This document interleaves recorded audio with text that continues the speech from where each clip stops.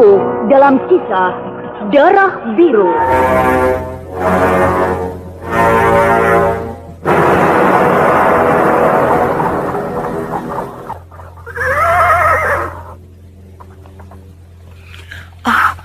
Siapa itu, Kang? Kanjeng Senopati Ardalepa. Hah? Ayo, cepat turun ke jalan, Kang. Cepat mengaturkan sembah. Daulat Kanjeng Senopati, kami menghaturkan sembah. Sembah kalian kuterima. Daulat Kanjeng.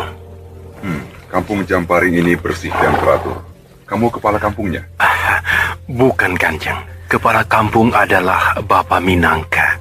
Hamba hanya petani biasa. Siapa namamu? Nama hamba Arum Binang. Biasa dipanggil Arum. Yang di sebelah kiri ini istri hamba. Itu siapa yang tidak pakai baju? Cuma pakai kain sebatas dada. Ini Gayatri, adik hamba, Kanjeng. Mohon ampun, Kanjeng. Dia baru pulang dari sungai. Jadi... tidak apa. Aku mengerti. Di negeriku juga begitu. Para wanita kalau pulang dari sungai pakai kain sebatas dada. Daulat Kanjeng. Ya, teruskan saja pekerjaan kalian. Aku akan jalan lagi. Daulat Kanjeng.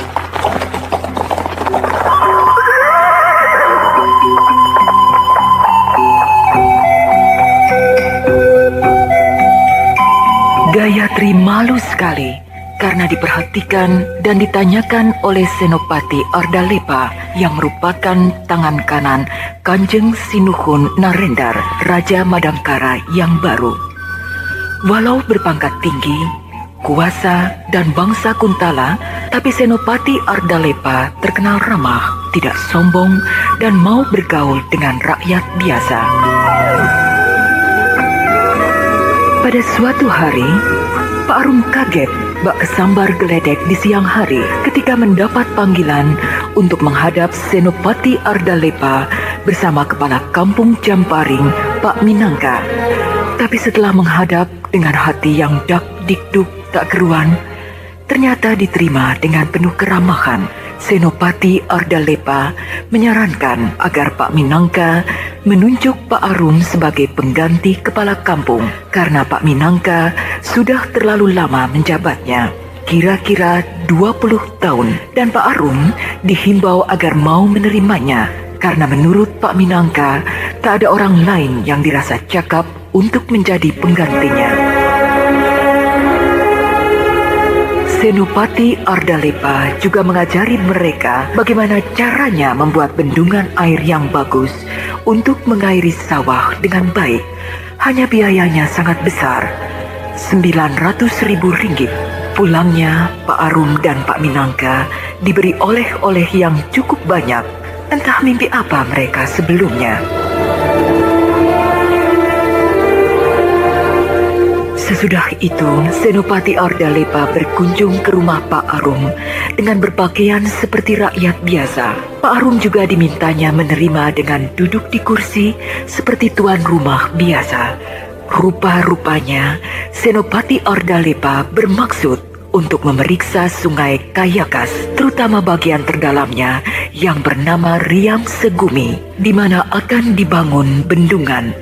Sementara itu, di dapur, Bu Arum sibuk memasak bersama Gayatri untuk menjamu makan tamu istimewa mereka.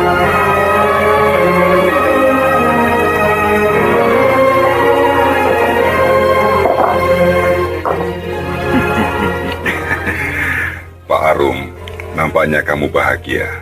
Punya istri yang telaten menyiapkan makanan dan minuman. Hamba kira Kanjeng pun demikian. Aku tidak punya istri. Hah? Ya, istriku sudah meninggal 2 tahun yang lalu. Oh, maaf Kanjeng. Tidak apa. Istriku meninggal karena sakit usus bengkak. Jadi sampai sekarang aku menduda. Oh, tentu bagi Kanjeng tidak sulit untuk mendapat gantinya. Iya, memang mudah bagiku. Tapi untuk cari yang cocok di hatiku, ya ternyata tidak mudah. Betul Kanjeng. Banyak pilihan malah jadi makin susah. Iya, begitulah.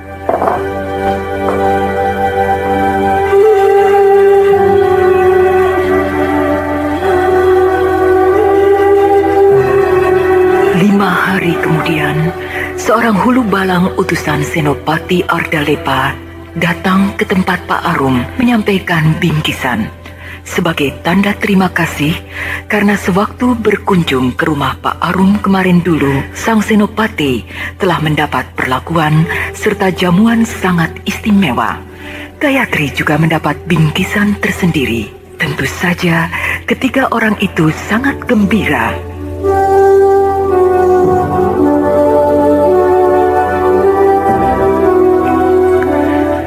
Sesudah itu, Senopati Ardalepa pun berkunjung lagi ke tempat Pak Arum.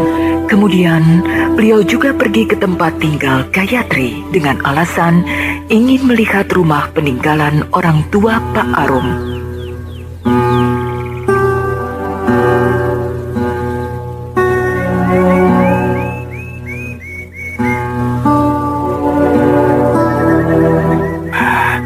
Inilah rumah peninggalan orang tua kami itu, Kanjeng. Ya. Daulat, Kanjeng. Hamba mengaturkan sembah. Oh, sembahmu kuterima. Daulat, Kanjeng. Mari, Kanjeng, kita masuk. Iya. Tri, siapkan minuman. Baik, Kakang. Rumah ini lebar, tapi kuno. Bangunannya sudah tua. Niat untuk memugarnya ada, Kanjeng. Tapi menunggu panen begitu. Iya. Daulat, Kanjeng. Terima kasih, Gayatri. Daulat, Kanjeng. Menurut Pak Arum, kamu dulu ngewaru. Benar, Kanjeng. Kenapa tidak diteruskan? Modalnya habis sewaktu dulu ada perang. Daulat, Kanjeng, hamba mohon undur. Iya. Pak Arum, perkara bendungan Sungai Kayakas itu rupanya tidak bisa secepat yang kita kira. Daulat, Kanjeng, hamba pun sudah mengira. Tentu di kalangan junjungan keraton terdapat yang setuju dan tidak. Iya, sebenarnya memang begitu. Tapi dalam rembuk kemarin, semua pembesar keraton menyatakan setuju. Malah Baginda Narendra pun mendukung. Nah, hal begitu yang kurang kusukai. Mengapa, Kanjeng? Ya, aku tidak mau diistimewakan. Memang aku mengerti. Mereka semua sungkan padaku karena aku kepercayaan pertama Sri Maharaja Kuntala. Tapi, aku lebih suka. Kalau tidak setuju, bilang tidak setuju. Jangan di depanku bilang iya, di belakang kasak kusuk. Hambatan hanya satu, yaitu uang kas kerajaan tidak mencukupi. Untuk itu, aku sudah mengutus Hulu Balang Gajah Depa pergi ke kerajaan Kuntala untuk menyampaikan permohonanku kepada Sri Maharaja. Iya.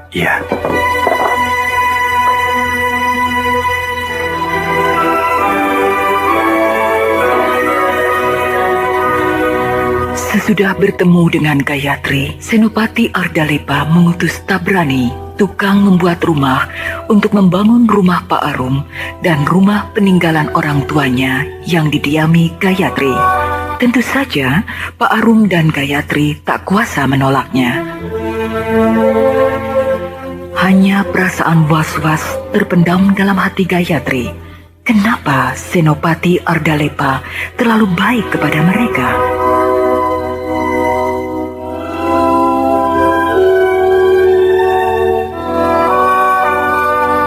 Ada titah apakah hamba dipanggil tuanku? Ada undangan dari kerajaan Niskala. Pesta selamatan lahirnya putra Baginda Jayengpati. Terkabullah kehendak beliau. Punya keturunan untuk meneruskan tahta singgasana kerajaan Niskala. Sebagai turut rasa gembira, aku akan mengutusmu ke sana untuk menghadiri pesta tersebut. Hamba? Ya. Sebab yang paling pantas untuk menghadiri upacara selamatan pribadi seorang raja hanya kamu, Ardalepa. Hamba mengucapkan terima kasih atas kepercayaan tuanku menunjuk hamba. Tapi sebelumnya mohon ampun, Hamba mempunyai pekerjaan yang tidak bisa hamba tinggalkan. Yang mana? Apakah pembuatan 2 rumah di kampung Jamparing itu? Bunga yang harum, wanginya yang semerbak akan tercium kemana-mana. Begitu pula kembang kampung Jamparing. Wanginya sudah menyusup ke dalam keraton. Tuanku berseloka. Bukankah bahasa seloka paling digemari insan yang sedang dimabuk asmara? Ardalepa, singa Kuntala yang paling ditakuti, kini tak berkutik, manakala sekuntum bunga menggelitik kalbunya. Tuanku, 1000 panah, selaksa tombak, 1.000.000 pedang mengepung hamba. Hamba tak akan bergeming sedikit pun.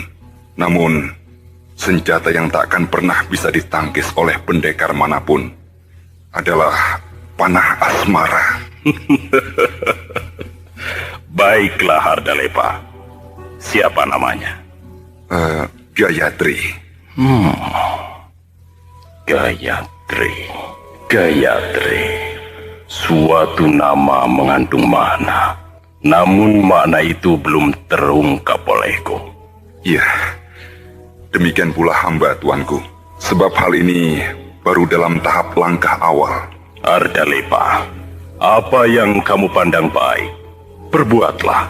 Namun janganlah sampai pamor Kuntala kebanggaan kita menjadi redup karenanya. Akan hamba camkan, tuanku. Syukurlah. Pada suatu hari, ketika Gayatri sedang mengagumi rumahnya yang telah menjadi bagus dan sesuai dengan kehendaknya pula, tiba-tiba dikejutkan oleh tamu istimewa yang tak lain dan tak bukan adalah Senopati Ardalepa. Rampurasun. Rampes. Kanjeng Senopati, hamba menghaturkan sembah. Sembahmu kuterima. Daulat Kanjeng. Apakah sudah sesuai dengan kehendakmu? Hamba tidak tahu dengan apa harus membalas budi baik Kanjeng. Kamu harus membalas budi itu. Harus. Baik Kanjeng, baik. Dengan apa hamba yang miskin membalasnya? Kamu harus sanggup dan dapat meluluskan apa yang kuperintahkan. Hamba akan berusaha. Baik, aku minta kau tersenyum. Tersenyum? Loh, disuruh senyum kok bengong? Mana senyumnya? Katanya kamu ingin membalas budiku. Kenapa diam? Mengapa takut dan gemeteran? Mulut terkunci. Coba, pandang aku, lalu tersenyum. Ayo.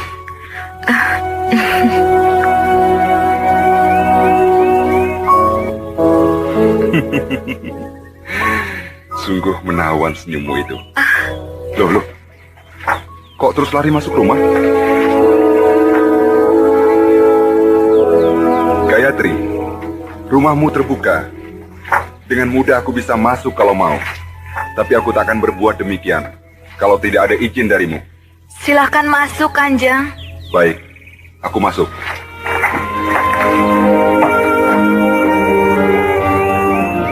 Senopati Ardalepa masuk ke dalam rumah Gayatri. Ternyata untuk memberikan oleh-oleh kepada Gayatri. Ketika tamunya sudah pulang, barulah Gayatri membuka oleh-oleh berupa kotak kecil itu. Dan ternyata penuh perhiasan emas berlian.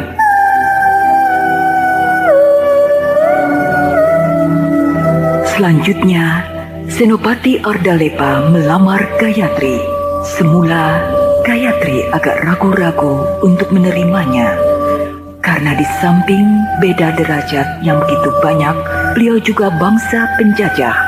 Tetapi karena pribadi beliau yang sangat baik, Pak Arun mendorong Gayatri agar menerimanya.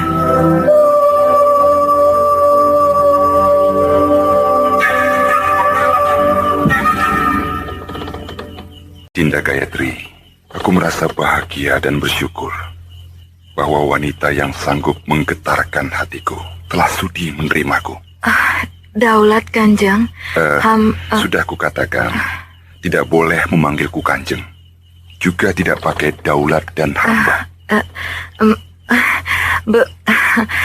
Belum biasa dan rasanya janggal seperti seorang rakyat yang tidak tahu tata krama.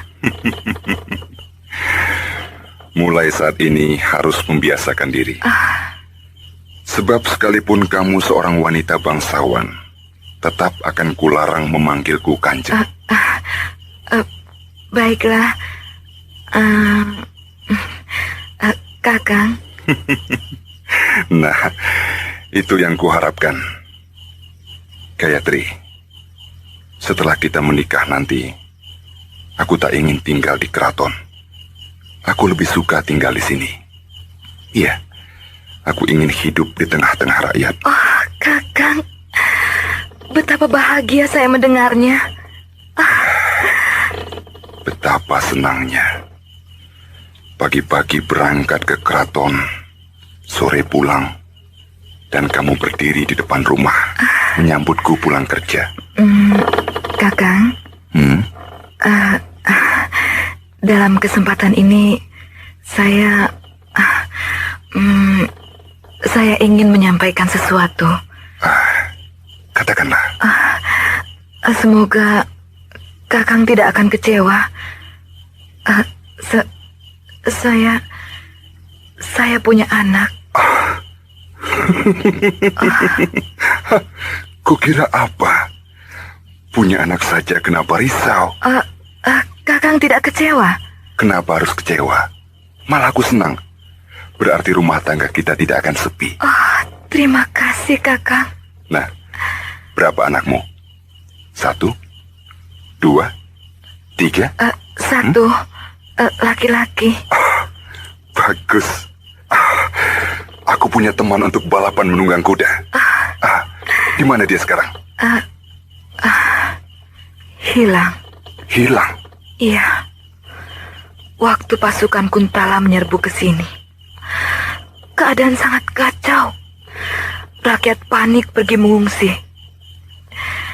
Dan saat itulah saya berpisah dengan anak saya. Siapa namanya? Brahma. Entah di mana dia sekarang. Tapi naluri saya mengatakan dia masih hidup. Kalau begitu harus dicari. Punya ciri tertentu? Tidak.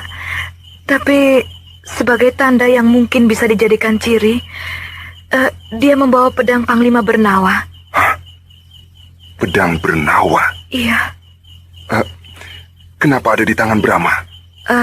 Panglima Bernawa menghadiahkan pedang itu kepadanya. Yang biru atau yang merah? Maksud Kakang? Iya. Panglima Bernawa memiliki 2 pedang wasiat, bernama pedang merah dan pedang biru. Nah, yang diberikan kepada Brahma yang mana? Wah, saya tidak tahu, Kakang. Saya tidak pernah mengutak-utiknya karena saya anggap pedang biasa. Ketahuilah, sepasang pedang itu jadi rebutan karena katanya menyimpan suatu rahasia. Ya, rahasia apa? Aku sendiri tidak tahu. Brahma bisa terancam bahaya. Jangan cemas, Dinda. Aku akan perintahkan Hulu Balang Sakala, kepala pasukan rahasia, untuk mencari Brahma.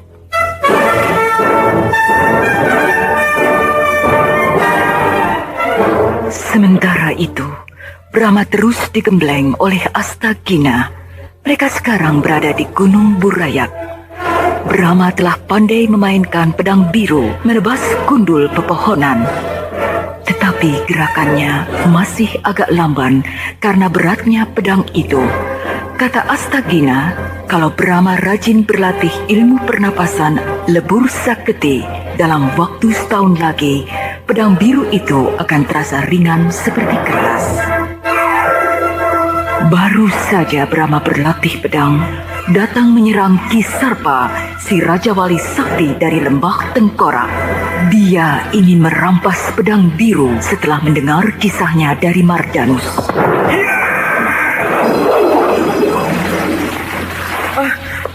Edan, si botak itu melancarkan serangan tenaga dalam. Untung kakek Astagina cepat menangkis hingga arahnya berbelok kena pohon yang ada di sampingku. Sampai hancur. Hei, Sarpa, kau jangan gila, ha? Pakai kekerasan pada anak kecil. Aku tak bermaksud melukainya, hanya mau merampas pedangnya. Ayo, diberikan tidak? Kau mundur, Brahma. Tuh, duduk di atas batu sana. Nonton pertunjukan menarik ya. Ayo.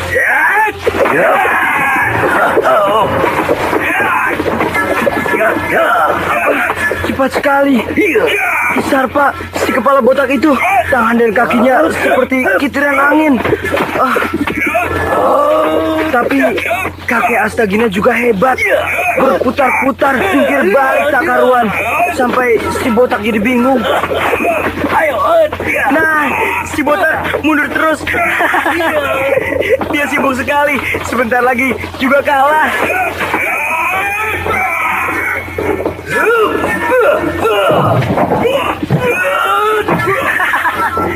Si botak muntah. Masuk angin kali.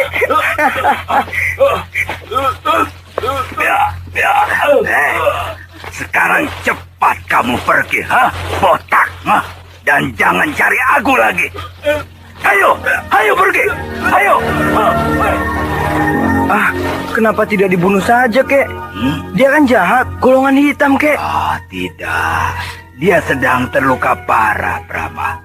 Pantang bagi seorang pendekar membunuh musuh yang sedang terluka parah. Ya, lain halnya kalau tewas di saat pertarungan berlangsung. Nah, seperti tadi itu, ketika dia menyerangku dengan aji kilat buana dan kuhadang dengan Bayu Bajra. Tapi nanti dia akan mencari kakek terus. Oh, tidak apa-apa. Dengan begitu, aku merasa tertantang dan selalu berusaha meningkatkan latihan. Kalau malas berlatih, berarti akan tamat riwayatku. Nah, ayo, sekarang kita pergi lagi ya. Tempat ini ternyata sudah diketahui orang-orang yang mengincar pedang biru. Pergi lagi. Pindah-pindah melulu, kek. Katanya kamu ingin mengembara seperti pendekar. Iya, kek. Ayo, kek.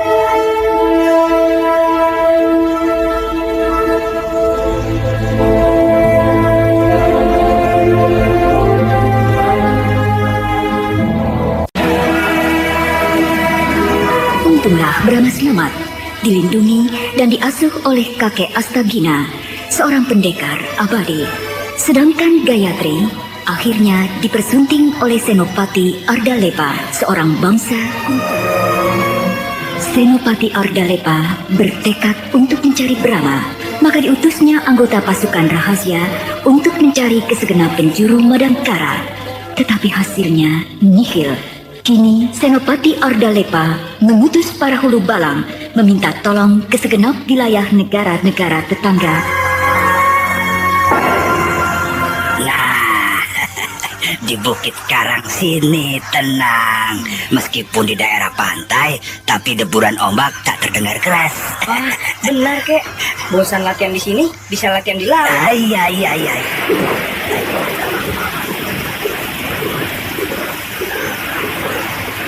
Burung raksasa. Belum pernah aku melihat burung Raja Wali sebesar itu. Aduh, kukira mau menyerang kita. Syukurlah cuma lewat. Suaranya keras sekali. Sayapnya juga bunyi keras sekali. Ayo, kek, cari sarangnya. Jangan gegabah. Burung itu sangat buas. Jangan diganggu. Diserang Raja Wali kecil saja, kita akan repot dan kewalahan. Apalagi seperti tadi, Raja Wali raksasa. Disabet sayapnya saja kita bisa hancur. Pakai pedang biru ini, kek, pasti dia kalah. Untuk apa, Brahma? Kita manusia, dia binatang. Tidak usah saling mengganggu. Kalau dia menyerang kita? Nah, itu lain perkara. Ya, Kalau bisa naik ke punggungnya, wah, enak ya, Kek. Bisa terbang ke angkasa, Iya. putar-putar ke sana kemari, melayang-layang sampai ke langit. ya. Mudah-mudahan dia mau membawamu ke langit. Kalau dia lewat lagi, akan saya panggil, Kek. Oh iya, boleh. Di pantai itu, Astagina dan Brahma menemukan sebuah goa kecil yang dalamnya cukup luas. Lantainya bagus, keras. Astagina memutuskan untuk tinggal di situ selama Brahma menghendakinya. Sementara itu, Gayatri telah melahirkan seorang putri dari perkawinannya dengan Senopati Ardalepa dan diberi nama Mantili. Umurnya beda 7 tahun dengan Brahma. Ketika berpisah, Brahma berumur 6 tahun. Setahun kemudian, lahirlah Mantili.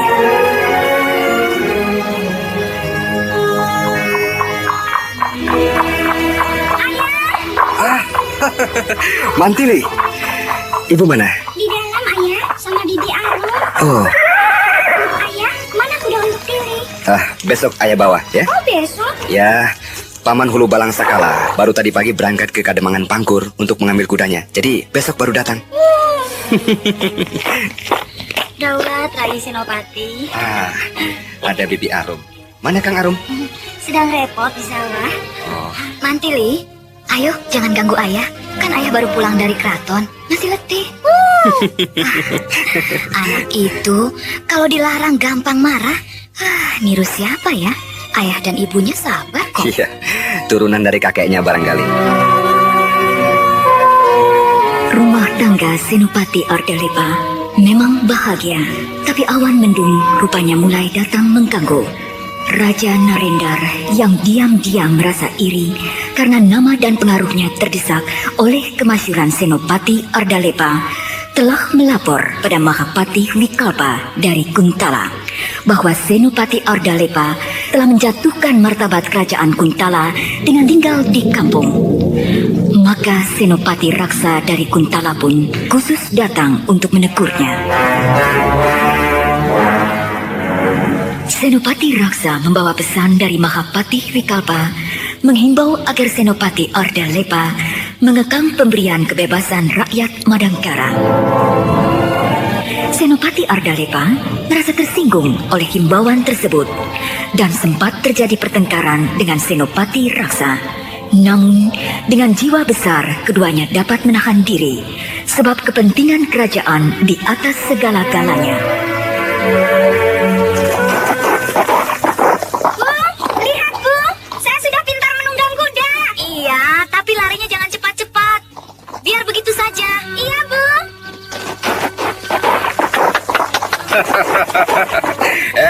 Hebat. Anak ayah sudah pandai menunggang kuda. Ayo, Mantili. Sudah. Tuh, ayah pulang. Biarlah. Dia sedang menikmati kesenangannya. Si hitam kuda yang sudah terlatih baik. Dia tahu penunggangnya anak kecil yang baru belajar.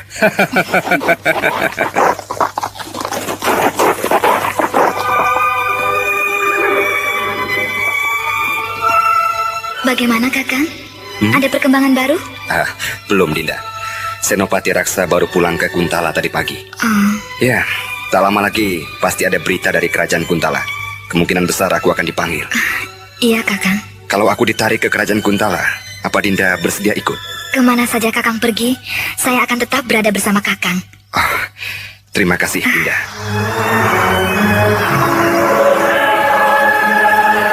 Sementara itu, Brahma terus berlatih bersama Astagina di pantai selatan. Sekarang dengan mudah Brahma sudah mampu menghancurkan batu-batu besar.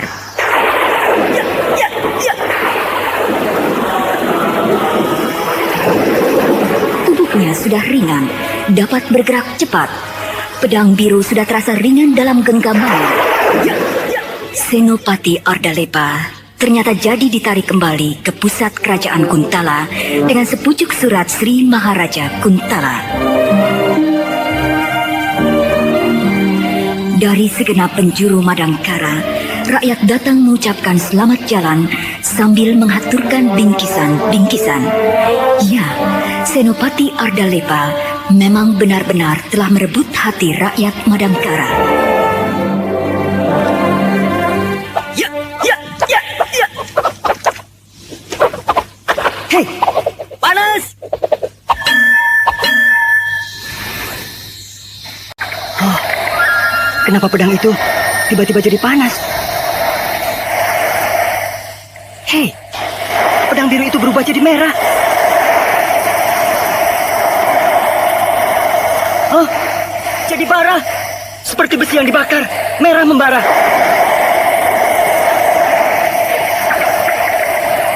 Baik, aku harus mempergunakan pranayama untuk bisa memegang pedang biru itu.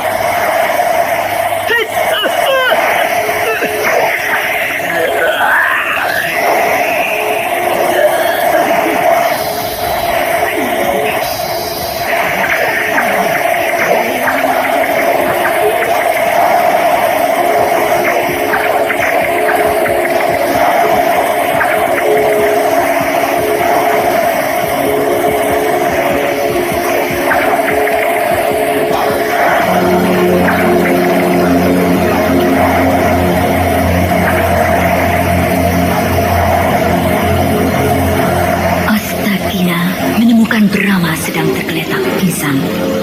Tubuhnya tidak apa-apa. Kedua tangannya masih memegang pedang biru. Ketika Brama sadar kembali dan menceritakan pengalamannya, barulah Astagina tahu bahwa khasiat tenaga utama pedang biru telah masuk ke dalam tubuh Brama.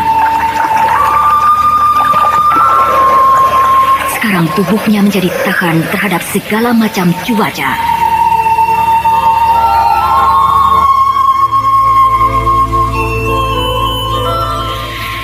Sesudah khasiat utamanya pindah ke dalam tubuh Brama, maka pedang biru mengeluarkan sinar kebiru-biruan, karena yang tinggal adalah kekuatan murninya.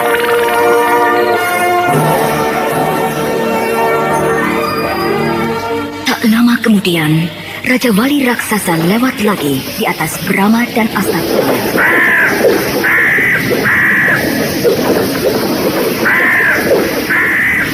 Selama 8 tahun mereka tinggal di pantai selatan, sudah 7 kali Raja Wali itu lewat. Brama nekat memanggil Raja Wali itu dengan menyuitinya.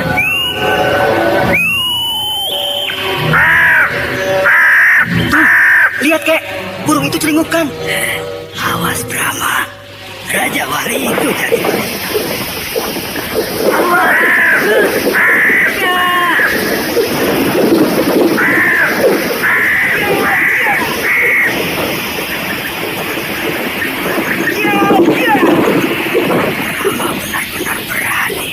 Dengan lincah, dia melayani gempuran Raja Wali yang keras itu.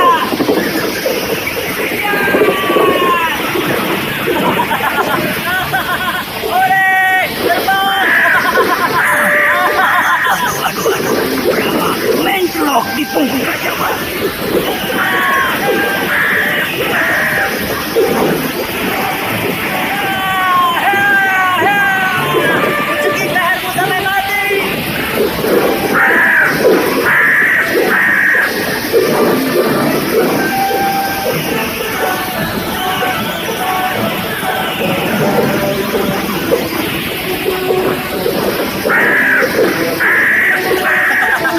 Kau capek? Kalau masih penasaran, ayo, kuladenin terus.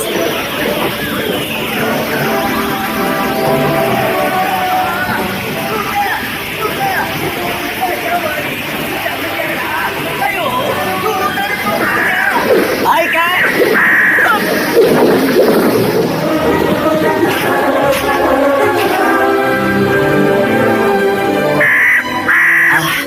Terima kasih Raja Wali. Kamu telah baik hati membawaku besiar ke angkasa. Nah, kalau kamu mau pulang, pulanglah. Kalau mau cari makanan, pergilah. Atau kamu mau tinggal bersama kami di sini? Semuanya boleh kamu pilih sesuka hatimu. Kamu terbang lagi? Berputar-putar? Apakah kamu akan mengajak bertarung lagi? Brama, sudah. Dia akan pergi. Ya, tapi terlebih dulu akan melakukan penghormatan padamu. Oh ya? Nah, tuh lihat. Cara terbangnya lain dengan tadi. Sekarang kelihatan tenang. Iya, dia berputar-putar dengan kalem. Selamat jalan Raja Wali. Sampai bertemu lagi.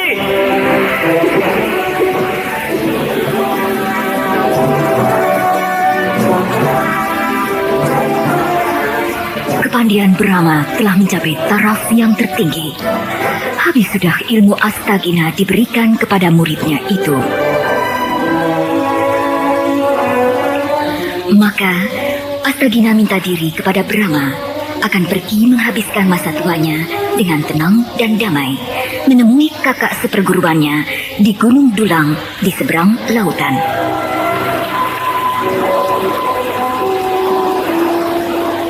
Brahma terpaksa melepas kepergian gurunya itu dengan sangat haru.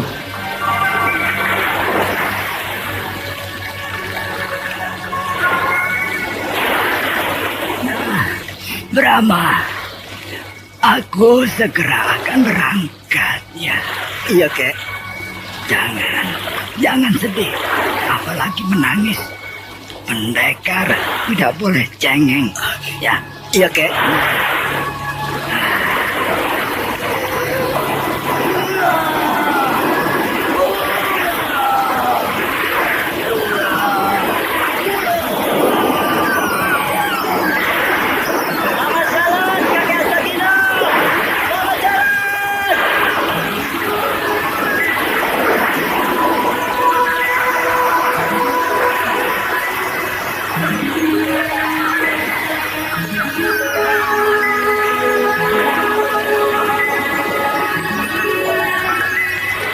Setelah berpisah dengan gurunya, Brahma memutuskan untuk kembali ke ibunya di kampung Camparing.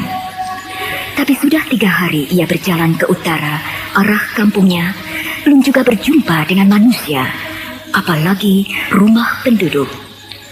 Untunglah ia bertemu dengan Raja Wali raksasa. Ia ditolong oleh Raja Wali itu, dibawa terbang di atas punggung, diantar ke sebuah kampung di balik gunung.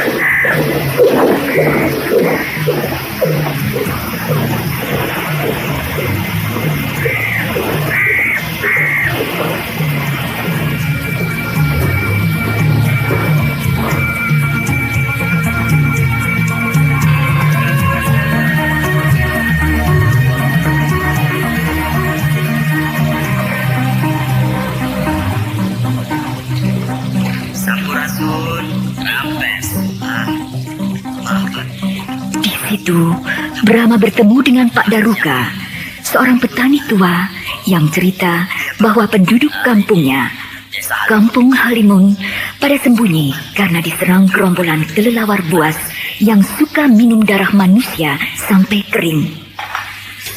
Karena bingungnya, Pak Tirsa kepala desa membuat sayembara. Siapa yang bisa mengusir gerombolan kelelawar setan itu akan diberi hadiah 1000 tumbak. Sedang Kanjeng Adipati Maskar, penguasa Kadipaten Linggam, menambah 1000 ringgit. Dan Kanjeng Adipati Andelami juga akan menyumbang 500 ringgit. Selain 2 orang pendekar yang telah mencoba ikut sayembara, tapi tewas itu, belum ada lagi peserta lainnya, Pak. Tetapi ternyata tak ada hasilnya. Bahkan 2 pendekar yang coba ikut sayembara tewas direjah oleh gerombolan kelelawar setan yang haus darah itu. Siapa itu Pak Daruka? 5 orang lelaki. Pasti mereka akan ikut sayembara. Oh ya? Lihat saja, tampaknya serem-serem, jalannya gagah, semuanya bawa pedang. Pasti mereka para pendekar jagoan. Wah, bakal ramai nih.